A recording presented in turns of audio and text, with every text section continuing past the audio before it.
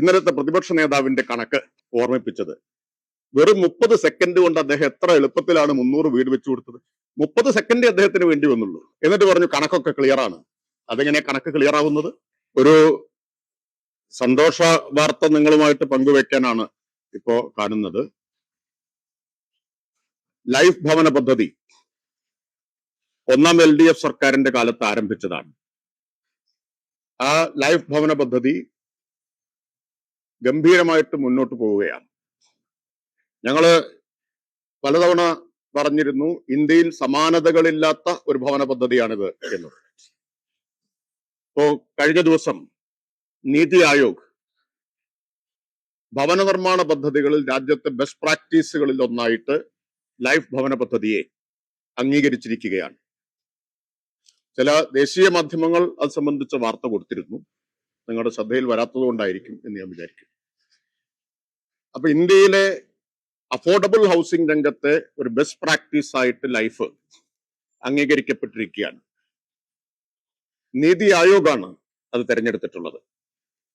ഇതുവരെ ലൈഫിൽ 6,547,000 വീടുകൾ നിർമ്മിക്കാനാണ് കരാർ വെച്ചത്. അതിൽ 4,76,076 വീടുകൾ പൂർത്തിയാക്കി. 1,24,471 വീടുകളുടെ നിർമ്മാണം നടന്നുകൊണ്ടിരിക്കുകയാണ്.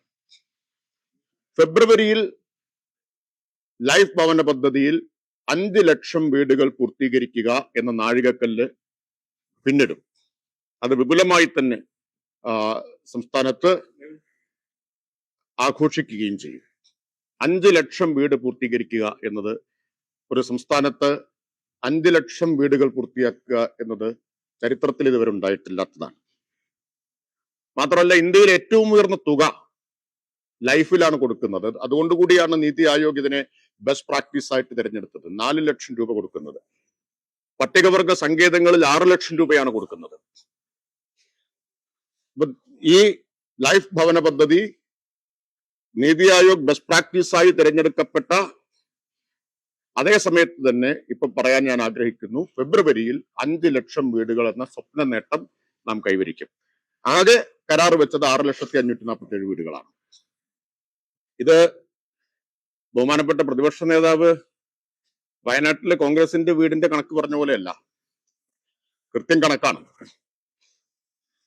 വയനാട്ടിലെ വീടുകളുടെ കണക്ക് ഇന്നലെ അദ്ദേഹം പറയുന്നത് കേട്ടപ്പോ തമിഴ് സിനിമയിൽ ഒരു പ്രസിദ്ധമായ കോമഡി രംഗമാണ് ഓർമ്മ വന്നത്. കൗണ്ടമണി സെന്തിലിനെ 1 രൂപ കൊടുത്ത് പഴം വാങ്ങാൻ 2 പഴം വാങ്ങി വരാൻ പറഞ്ഞയക്കുന്നുണ്ട്. വരുന്ന വഴിക്ക് 1 പഴം തിന്നിട്ട് 1 പഴം കൊണ്ടുകൊടുത്തു. അപ്പോ സെന്തിൽ ചോദിക്കുന്നുണ്ട്, 2 പഴം വാങ്ങാനല്ലേ 1 രൂപ തന്നു വിട്ടത്, 1 പഴം എവിടെ? ആ 1 പഴമല്ലേ ഇത് എന്ന് സെന്തിൽ തിരിച്ചു ചോദിക്കുകയാണ്. തിരിച്ചും മറിച്ചുമൊക്കെ ഒരുപാട് പേർ ചോദ്യം ചെയ്തിട്ടും 1 പഴം എവിടെ എന്ന് ചോദിച്ചപ്പോ അതല്ലേ ഇത് എന്ന് ചോദിക്കുന്നുണ്ട്. ഏതാണ്ട് അതുപോലെയാണ്, ആ രംഗത്തെയാണ് ഇന്നലത്തെ പ്രതിപക്ഷ നേതാവിന്റെ കണക്ക് ഓർമ്മിപ്പിച്ചത്. വെറും 30 സെക്കൻഡ് കൊണ്ട് അദ്ദേഹം എത്ര എളുപ്പത്തിലാണ് 300 വീട് വെച്ചു കൊടുത്തത്. 30 സെക്കൻഡ് അദ്ദേഹത്തിന് വേണ്ടി വന്നുള്ളൂ. എന്നിട്ട് പറഞ്ഞു കണക്കൊക്കെ ക്ലിയർ ആണ്. അതെങ്ങനെ കണക്ക് ക്ലിയർ ആവുന്നത്? ആ കണക്കല്ല ഈ കണക്കെന്നാണ് ഞാൻ പറഞ്ഞത്.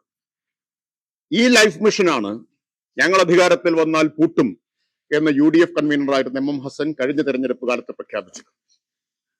ഇന്ന് രാജ്യത്ത് ബെസ്റ്റ് പ്രാക്ടീസായി തിരഞ്ഞെടുക്കപ്പെട്ട 5 ലക്ഷം വീടുകൾ പൂർത്തീകരിക്കാൻ പോകുന്ന ലൈഫ് മിഷനാണ് ഞങ്ങൾ അധികാരത്തിൽ വന്നാൽ പൂട്ടും എന്ന് കഴിഞ്ഞ തെരഞ്ഞെടുപ്പ് ഘട്ടത്തിൽ UDF കൺവീനർ പ്രഖ്യാപിച്ചത്.